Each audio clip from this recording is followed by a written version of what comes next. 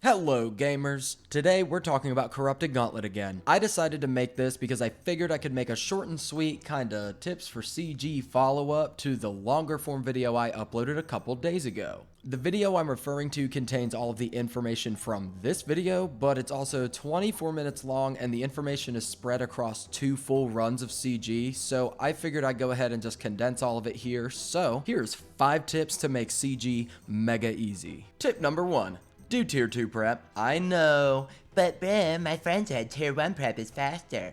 but it's not if you're dying at Hunllef and you have to redo the entire run. Now, for those who might not know, tier 2 prep equals out to collecting 7 wool, 7 wood, and 7 ore. You can gather all of that plus 2 herbs and your first weapon frame on your first trip around the prep room.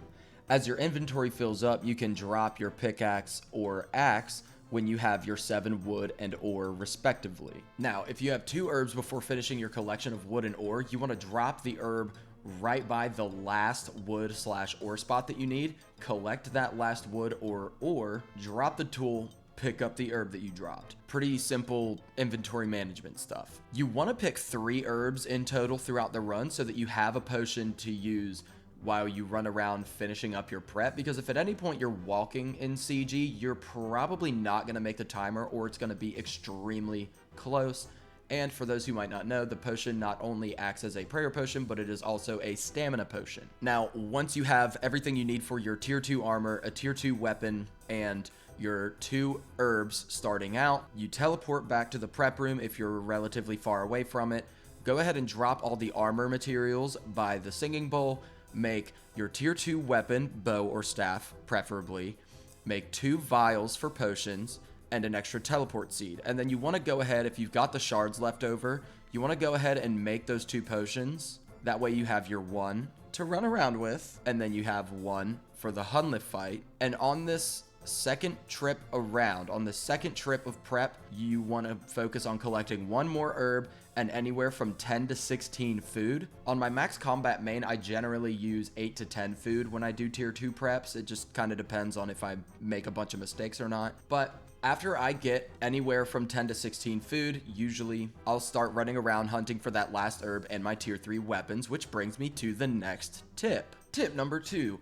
When doing tier 2 prep, you do not need both tier 3 weapons. They're great to have, but 1000% not necessary. You'll do plenty enough DPS in tier 2 armor to secure the Hunllef kill without needing both tier 3 weapons. You could even just run with both tier 2 weapons, although the kill will be obviously a little slower. But with that said, if on your first trip around the prep room, when you open those bottom few rooms, if you see your corrupted dragon and corrupted dark beast, go for it and then go for your food and herbs. It's just a judgment call. That's really all it is.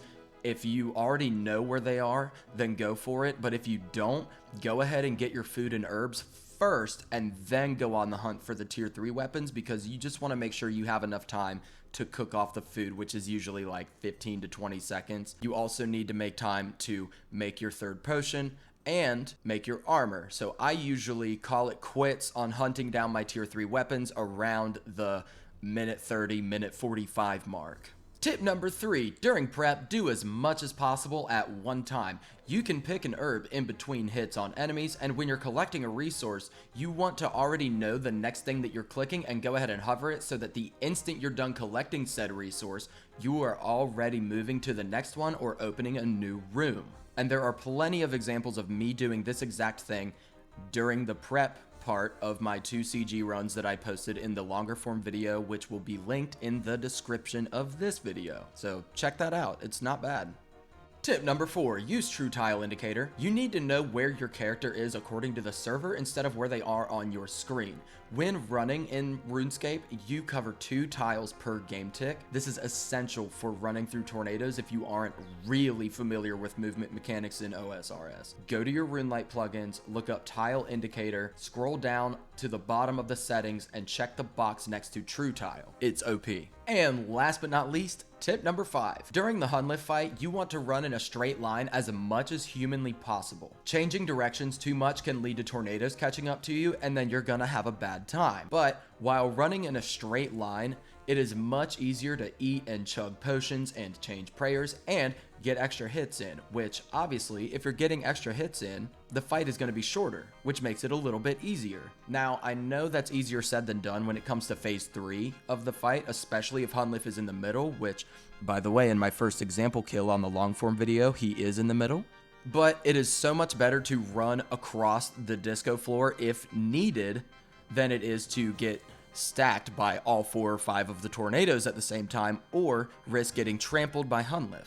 Alright, side note real quick though, you are more than welcome to do tier 1 prep as a learner, but you're gonna have a really hard time because Hunllef absolutely shreds through tier 1 armor. I would honestly, personally, only recommend tier 1 prep if you're experienced and very comfortable with mechanics. Now, with that said, if you're consistently getting Hunllef to under 100 HP, you're almost there. Corrupted Gauntlet is not as hard as it seems. It's really difficult to learn, but once it's there, it's there. Once you get your first probably 5 or 10 KC, that's when it starts to click. Go ahead and watch your favorite YouTubers and streamers run it, look for full runs to watch, etc, etc. But I do have to say on the flip side of that just watching it is not going to make it click instantly. You're still gonna have to go in there and beat your head against that brick wall. That's just how it is. Anyways, I hope this helps. Go watch my longer form video of this if you want to see some full runs of Corrupted Gauntlet. Thank you for watching. Have a great rest of your day. And also, if I didn't mention it earlier, subscribe.